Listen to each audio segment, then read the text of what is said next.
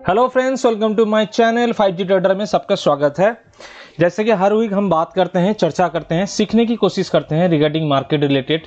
किस तरह के स्टॉक को देखा जाए, किस तरह मार्केट की सिचुएशन को समझा जाए, उसके आधार पे हम लोगों का जो ट्रेडिंग साइकोलॉजी है उसको किस तरह हम बिल्ड कर सकते हैं और समय के साथ साथ अपना जो एजुकेशन है, लर्निंग प्रोसेस है, उसको किस तरह हम और भी बड़ा और अच्छा कर सकें।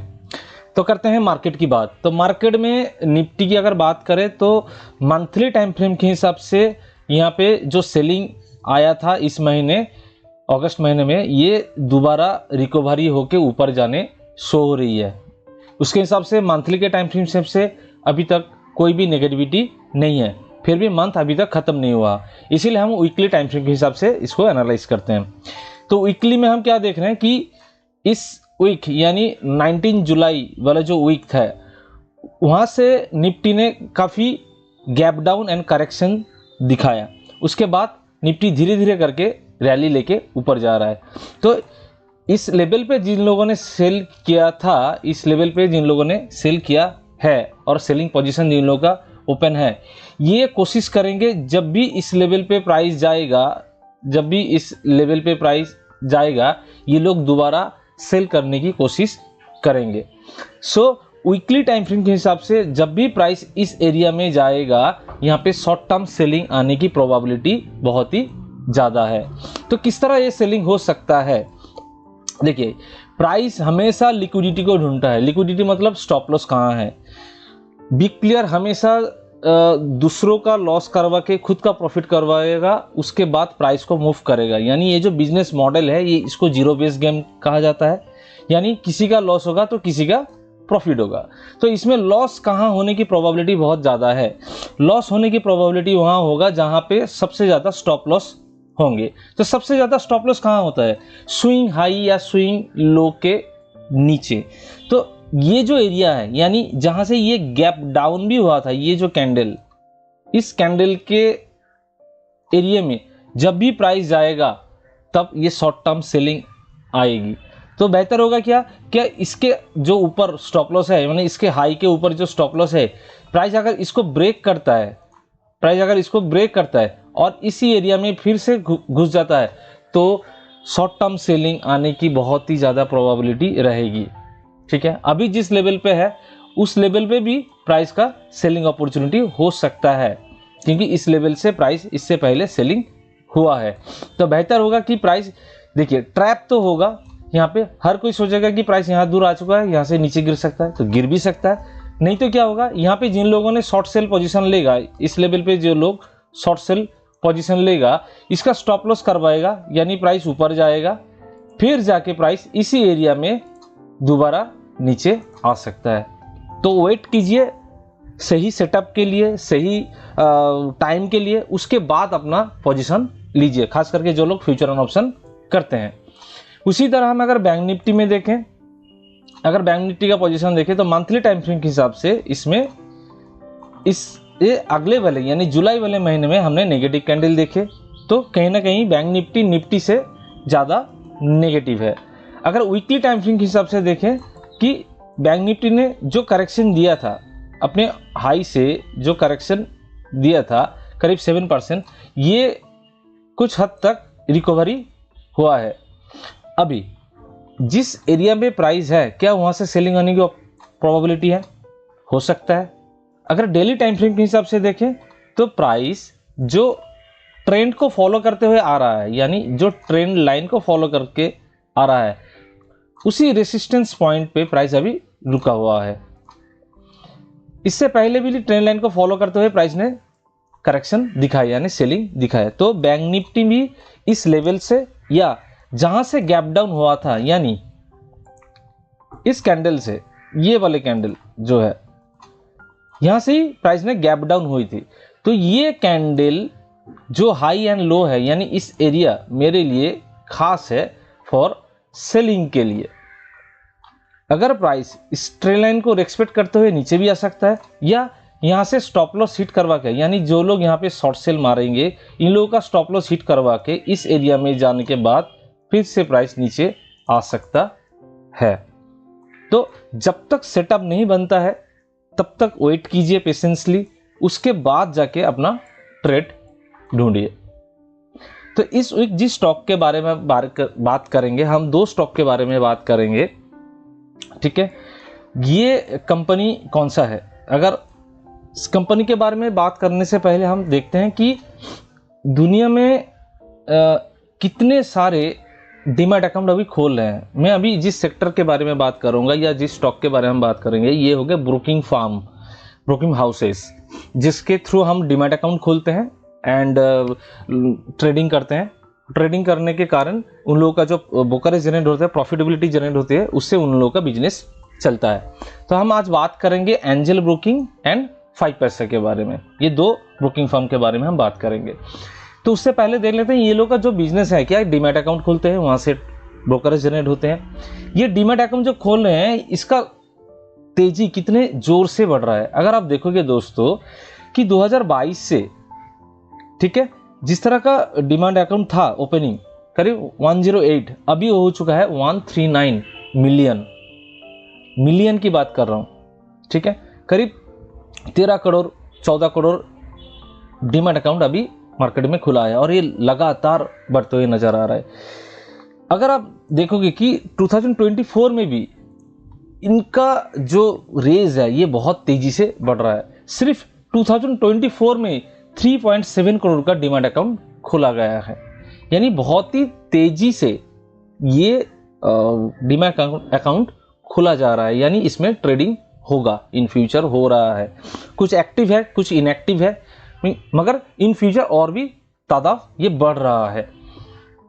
तो हमें क्या नजर आ रहा है कि ये जो ब्रोकिंग फार्म है, ये डिस्काउंटेड हो या रिसर्च ब्रोकिंग फर्म हो। Discounted broking firm and research broking firm क्या होता है? Research broking firm as like Angel One, यानी इन लोगों का रिसर्च टीम है, रिलेशनशिप मैनेजर है जिसको कहा जाता है आरएम। आपके बिहाफ में ये लोग बाई एंड सेल करते हैं, आपको टिप्स प्रोवाइड करते हैं, आपका एयूएम देखते हैं, माने एसेट्स अंडर मैनेजमेंट, ये सब देखते हैं एंजल ब्रोकिंग यानी रिसर्च ब्रोकिंग फर्म। एंड दूसरे होते हैं discounted broking firm as like Zerodha, Upstox, 5 paisa. ये लोग क्या करते हैं? सस्ते ब्रोकरेज चार्जेस प्रोवाइड करके एक प्लेटफॉर्म प्रोवाइड करते हैं जहां पे हम ट्रेडिंग करते हैं लो ब्रोकरेज चार्जेस से, मगर यहाँ पे कोई रिलेशनशिप मैनेजर नहीं रहते जो आपको आपके बिहाफ में बाई एंड सेल करवाएंगे। तो हम एक लार्ज एंड एक स्मॉल कैप के बारे में चर्चा करते हैं। अगर एंजल ब्रोकिंग का चार्ट देखें, एंजल वन, अगर मंथली टाइम फ्रेम देखें तो इस तरह का कुछ सिनेरियो नजर आ रहा है, ठीक है। तो इससे टेक्निकली बात करने से पहले इसका फंडामेंटल पहले देख लेते हैं। फंडामेंटल क्या देख रहे हैं कि मार्केट कैपिटलाइजेशन कितना है? 23,000 से ज्यादा करोड़। अभी इनका प्रॉफिट एंड लॉस अकाउंट अगर देखें, 2015 में इन लोगों का जो सेल्स था करीब 450 करोड़ था, वो अभी है फिलहाल 4870 करोड़, यानी बहुत ही तेजी से कंपनी का 10 टाइम से ज्यादा, 11 टाइम से ज्यादा ये कंपनी अपना सेल्स को इंक्रीज किया है। एज वेल एज इन लोग का नेट प्रॉफिट जहां पे ओनली 47 करोड़ था, ये अभी बढ़ के हो चुका है करीब 1197 करोड़, यानी बहुत ही तेजी से, यानी 20 टाइम्स इसका देखा जाए तो कंपनी अपना नेट प्रॉफिट को इंक्रीज किया है। तो इन फ्यूचर और भी इंक्रीज होने की प्रोबेबिलिटी है। क्यों?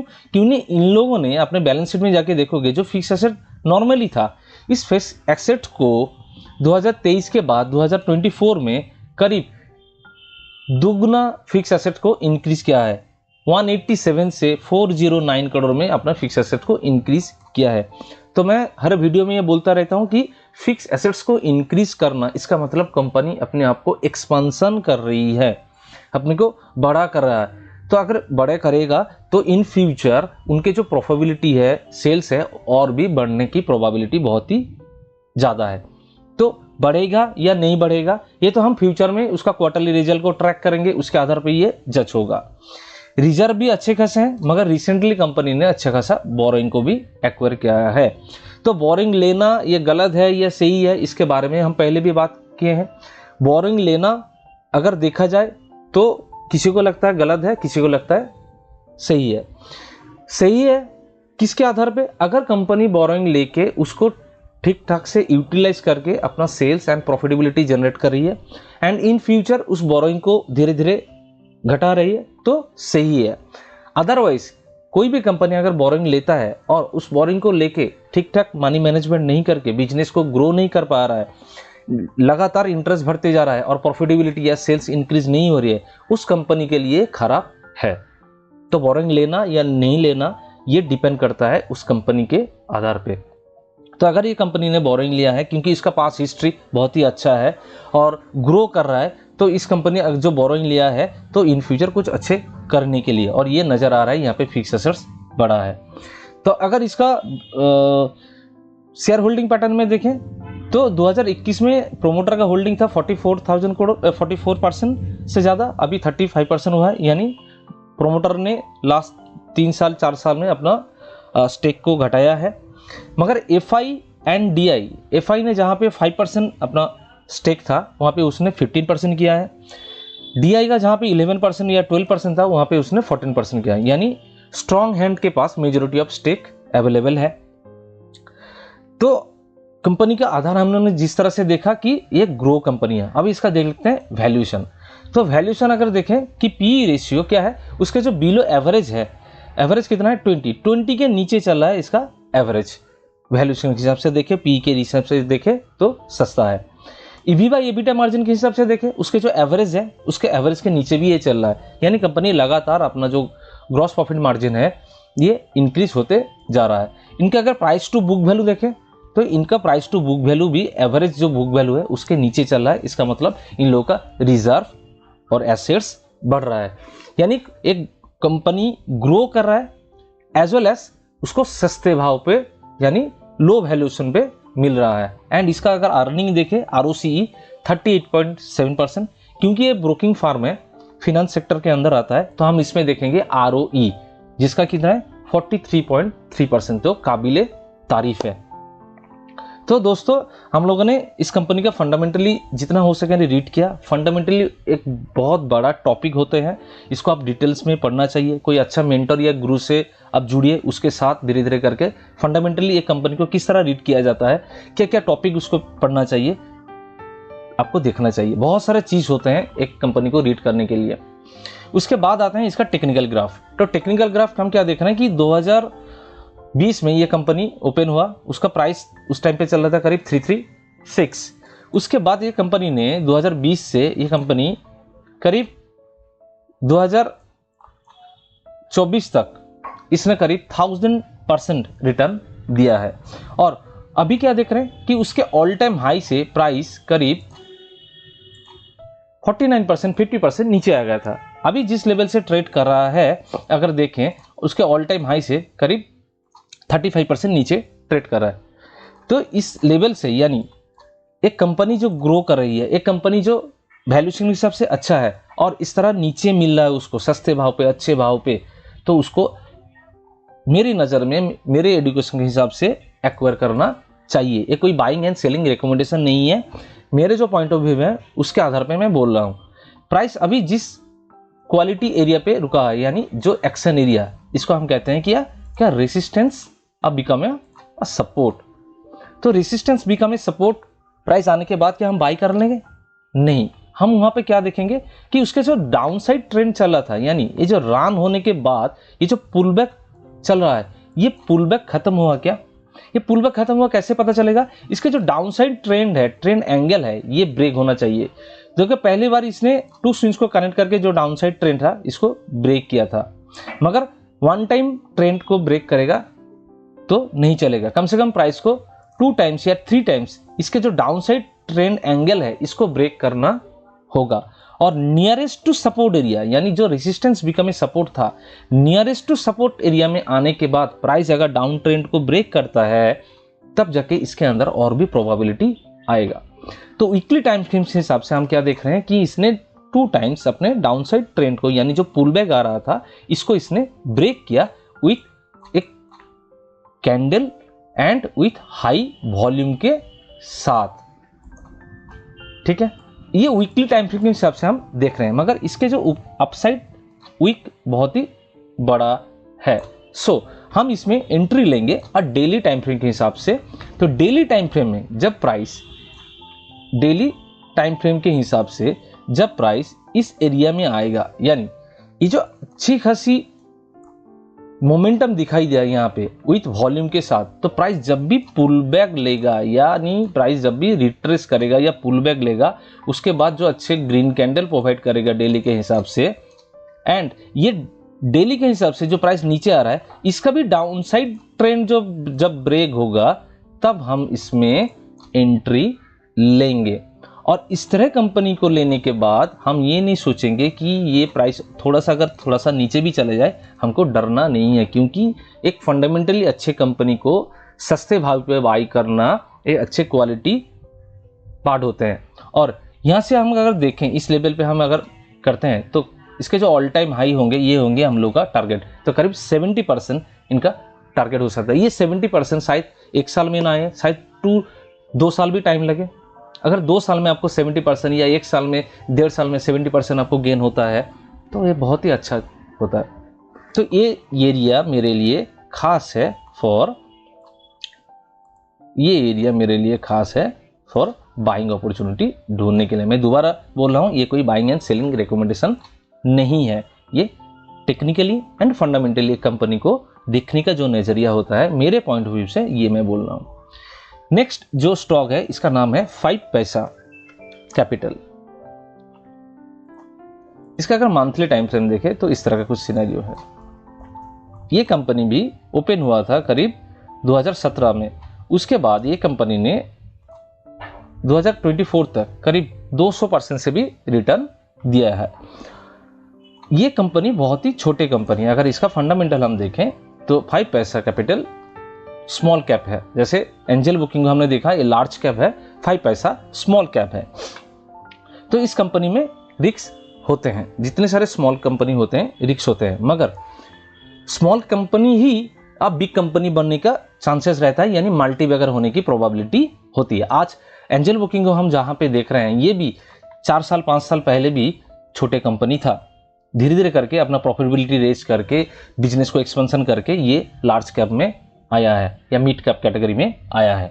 तो उसी तरह अगर हम कोई छोटे कंपनी देख रहे हैं उसके अंदर ये पोटेंशियल शो हो रही है कि इन फ्यूचर और भी ग्रो कर रहा है, क्योंकि उसका बिजनेस मॉडल बढ़ रहा है, उसका मैनेजमेंट बिजनेस को लेकर सीरियस है और भी एक्सपेंशन कर रहा है, तो इन फ्यूचर ये कंपनी भी मिड कैप या लार्ज कैप होने की प्रोबेबिलिटी होगा। तो इसका पहले फंडामेंटल पार्ट देखते हैं। ये एक स्मॉल कैप कंपनी है।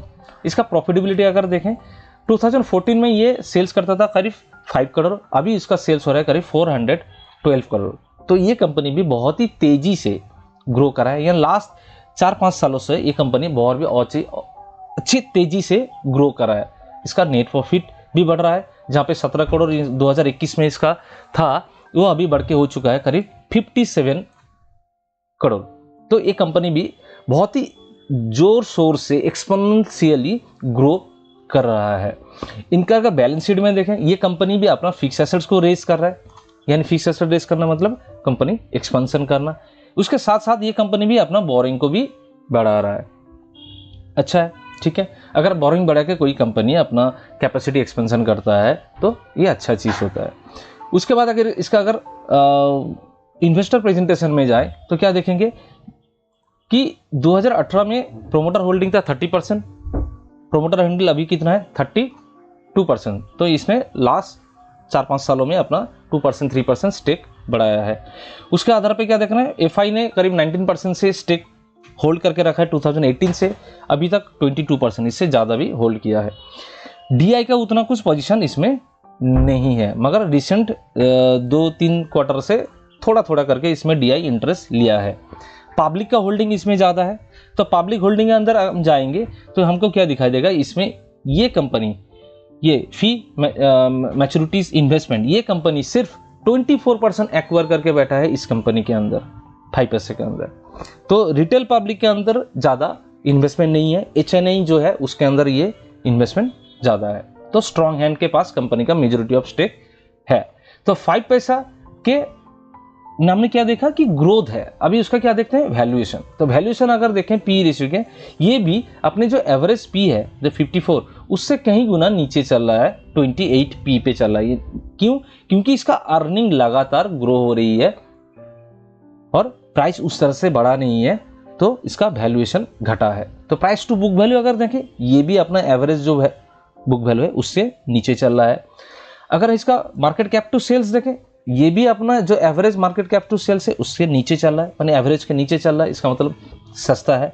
अगर इसका ईवी टू एबिटा मार्जिन देखें यानी वैल्यूएशन देखें, ये भी अपना एवरेज से नीचे चल रहा है, क्योंकि इसका जो ग्रॉस प्रॉफिट मार्जिन है या earning before interest and tax depreciation and amortisation, यानी इस तरह का इनकम जो टैक्स डिप्रिसिएशन और इंटरेस्ट देने से पहले होता है, ये लगातार ग्रो कर रहा है, इसलिए इसका वैल्यूएशन नहीं बढ़ा है। तो ग्रो कर रही है एंड वैल्यूएशन सस्ता है, और ये जिस तरह का प्रोडक्ट में है यानी जिस तरह का प्रोडक्ट ये देते हैं, ये इन फ्यूचर और भी बढ़ने की प्रोबेबिलिटी है, डिमांडेबल है। तो मंथली टाइम फ्रेम के हिसाब से अगर देखें, ये कंपनी एक पॉजिटिव स्ट्रक्चर में है, run pull back run pull back run pull back में चल रहा है, यानी डाउ थ्योरी के हिसाब से हायर हाई फॉर्मेशन बनते हुए जा रहा है और उसके हर पुल बैक में प्राइस ऊपर जा रहा है। तो इस टाइम पे भी इस तरह का कुछ सिनेरियो नजर आ रहा है।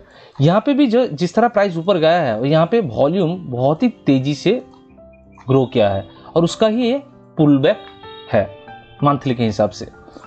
तो उसके जो ऑल टाइम हाई है, उसके ऑल टाइम हाई से प्राइस अभी जिस लेवल पे ट्रेड कर रहा है, करीब 31% नीचे ट्रेड कर रहा है। अगर हम इस तरह से इस लेवल पे भी पोजीशन लेते हैं तो उसके जो ऑल टाइम हाई होगा, ये होगा हम लोग का टारगेट, करीब 43% 44% इसका टारगेट होगा। तो वीकली टाइम फ्रेम के हिसाब से अगर देखें, इसमें ये सिनेरियो नजर आ रहा है, जो पुल बैक आ रही है, ये एक क्वालिटी जोन है। इस कंपनी प्राइस अभी जिस लेवल पे रुका हुआ है, ये एक क्वालिटी जोन पे प्राइस आके इस लेवल पे रुका हुआ है, यानी जो इस लेवल पे प्राइस का बहुत टाइम रिएक्शन देखा गया है। जो रेजिस्टेंस था, दोबारा ये हुआ इस लेवल पे, यानी इसको कहा जाता है multiple of support and multiple of resistance area, ये पहला पॉइंट। तो इसी एरिया पे प्राइस है अभी फिलहाल, यानी ये रन लिया है, इसका ये पुल बैक है। और ये पुल बैक कब खत्म हो रहा है, इसका प्रोबेबिलिटी कैसे होगा, जैसे मैंने अगले वाले वीडियो में, इस वीडियो में पहले बताया कि इसका डाउनसाइड जो ट्रेंड होगा, ये जितने बार ब्रेक करेगा, जैसे फर्स्ट टाइम इसने ब्रेक किया, ठीक है, हम एंट्री नहीं लेंगे, कब होगा, जब सेकेंड टाइम या उसके बाद 2 to 3 टाइम्स जब ये अपना ट्रेंड एंगल को ब्रेक करेगा, उतना ही प्रोबेबिलिटी बढ़ेगा कि प्राइस यहां से ऊपर जाए। ठीक है, अभी क्या वीकली टाइम फ्रेम के हिसाब से इस तरह का सिनेरियो है। अगर डेली का टाइम फ्रेम देखें तो ये नजर आ रहा है, ठीक है, ये तो हम इसको पहले डिलीट कर देते हैं, दोबारा इसको देखते हैं। तो प्राइस इस तरह से नीचे आ रहा है और ये एक अच्छे क्वालिटी एरिया है इसका। तो अगर प्राइस ये जो डाउनसाइड ट्रेंड ये जो चल रहा है, इसको अगर ब्रेक करता है या प्राइस यहाँ से अगर थोड़ा सा नीचे भी आता है और वहाँ से ऊपर जाके ट्रेंड को ब्रेक करता है, तो और भी बहुत ही बढ़िया रहेगा इसको ट्रेड करने में। ठीक है, तो ये एरिया 5 पैसे के लिए बहुत ही इंपॉर्टेंट एरिया है, बहुत ही अच्छे पॉइंट है जहाँ पे हम इस कंपनी को एक्वायर कर सकते हैं। ये मेरे पॉइंट ऑफ व्यू से बोल रहा हूँ, ये कोई बाइंग एंड सेलिंग रिकमेंडेशन नहीं है दोस्तों। हो सके तो मेरे वीडियो से आप कुछ लोग सीखिए। ठीक है दोस्तों, तो मिलते हैं एक नए लर्निंग वीडियो पे। अगर वीडियो का अच्छा लगा तो लाइक कीजिए, सब्सक्राइब कीजिए, दोस्तों में शेयर कीजिए। थैंक यू सो मच दोस्तों।